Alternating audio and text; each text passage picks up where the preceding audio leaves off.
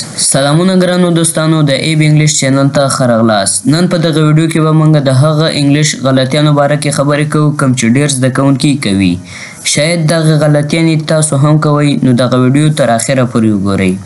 نو داسې کومې غلطیانې دي، میسټیکس دي چې هغه ډېر زده کوونکي کوي. نو راځئ چې سټیپ بای سټیپ یې ووایو او د غلطیانې همدا اوس نه ختمې کړو.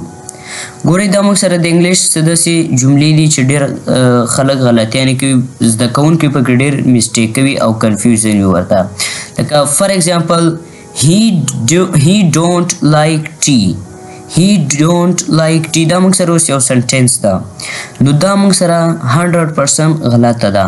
he don't یعنی he do not like tea، هغه چای خوښول نه غواړي، بلکې دغه سنټینس داسې ده چې he doesn't like tea. he doesn't like tea، هغه چای نه خوښوي. اوس دلته په دې سنټینس کې څه میسټیک ده؟ په دې سنټینس کې دا میسټیک ده چې دا ډونټ کوم ده، دا موږ د جمع کسانو لپاره استعمالوو، یعنی پلورل لپاره استعمالوو.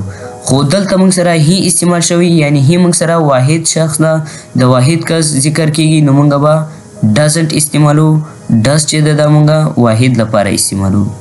یو میسټیک دا ده، یعنی دغه سنټینس چې تاسو وایي he does not like tea. he does not like tea، دغه سنټینس موږ سره کریکټ شوه.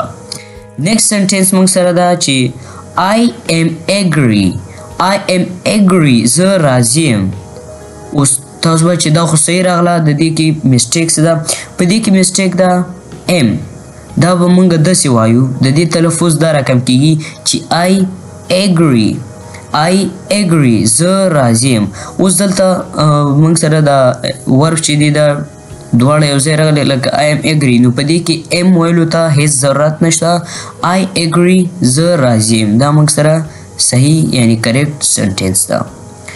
میسټیک نمبر 3، دریم نمبر میسټیک موږ سره څه ده؟ دریم نمبر میسټیک ده موږ سره she is my cousin sister. she is my cousin sister. اوس په دې سنټینس کې میسټیک دا ده چې کله کزن استعمال شو، نو له کزن سره تاسو سیسټر برادر نشئ لګولی، خور یا رور استعمال نشئ ورسره کولی. نو چې کله تاسو وایئ چې هغه زما کزن ده، نو تاسو داسې ویلی شئ چې she is my cousin، هغه زما کزن ده. دې سره سیسټر یا برادر استعمال نشئ کولی.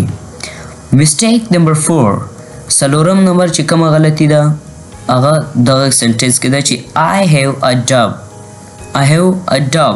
په دې کې میسټیک موږ سره څه ده چې دا ډب کوم ورډز ده، دا تاسو نشئ استعمالولی، یعنی د دې په ځای تاسو کریکټ استعمالولی شئ کویشن، چې I have a question، زه یو سوال لرم.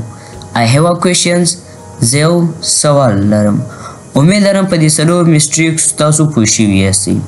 میسټیک نمبر 5، I am doing a mistake. I am doing a mistake، زه غلطي کوم. I am doing a mistake، زه یو غلطي کوم.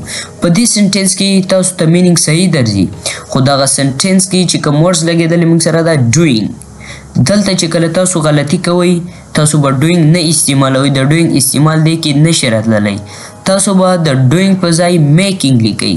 لکه فار ایگزامپل I am making a mistake، زه یو غلطي کوم. I am making a mistake، زه یو غلطي کوم. مینینګ یې سیم راځي، خو بلکې دا میکینګ چې کوم ورډز ده د میسټیک دپاره موږ میکینګ استعمالو او ډوینګ نشو استعمالولی، یعنی دلته به تاسو میک استعمالوئ. میسټیک نمبر 6، I didn't went. I did not went یا I didn't went. زه اوس په دې سنټینس کې میسټیک څه ده؟ په دې سنټینس کې میسټیک دا ده چې went او didn't دواړه د پاست ټینس ریلیټډ سنټینس ده، یعنی دواړه ورځونه چې کوم دي دا د پاست ټینس ریلیټډ دي.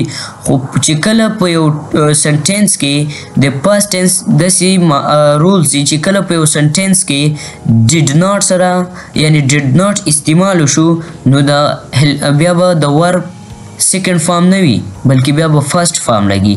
چې ډیډ استعمال وشو، نو بیا به د ورب فرست فارم لګي، او وینټ چې دا موږ سره سیکنډ فارم ده. نو دا سنټینس بالکل غلطه ده موږ سره. دا سنټینس به تاسو داسې وایي چې I did not go. I did not go. د went په ځای مونږه go استعمال ک یعنی فرست فارم او verb مو استعمال ک نو دا سنټنس داسې صحیح دی چې I did not go. د did استعمال شو نو مونږ به فرست فارم استعمالو. Mistake number 7. وم نمبر چې کومه غلطي د مونږ سره هغه داسې ده چې she is married with him. هغې د هغه سره واده کړی یا هغه ته واده شوې ده. اوس په دې سنټنس کې موږ سره میسټیک څه ده؟ میسټیک دا ده چې she is married with him. دا with چې ده دا بالکل غلط راځي یعنی she is married with him هغه د هغه سره واده کړی. اوس به تاسو چې پښتو مین خو صحیح راځي خو انګلیش ریلیټډ دغه with دلته استعمال نه ده پکار. دلته چې تاسو استعمالوئ she is married to him. she is married to him. په دغه سنټنس کې دا موږ سره کریکټ سنټنس ده. دا سنټنس کې موږ صرف د ټو استعمال اضافه کړی د ویت په ځای موږ ټو استعمال کړی نو د ویت په ځای به تاسو ټو استعمالوئ نو دا بیا صحیح راځي. تاسو به داسې وایئ چې she is married to him. هغه ته واده شوی یعنی هغه سره واده کړی نو د ټو استعمال به کوئ تاسو. امید لرم چې تاسو په دغه میسټیک باندې پوه شوي یاستئ. په دغه رقم معلوماتي ویډیوګانې یعنی کوم چې انګلیش ریلیټډ ویډیوګانې دي او تاسو دغسې میسټیک پرابلمز لرئ نو دغه چینل در سره ضرور سبسکرایب کړئ او د نیکسټ ویډیو پورې د خدای په امان.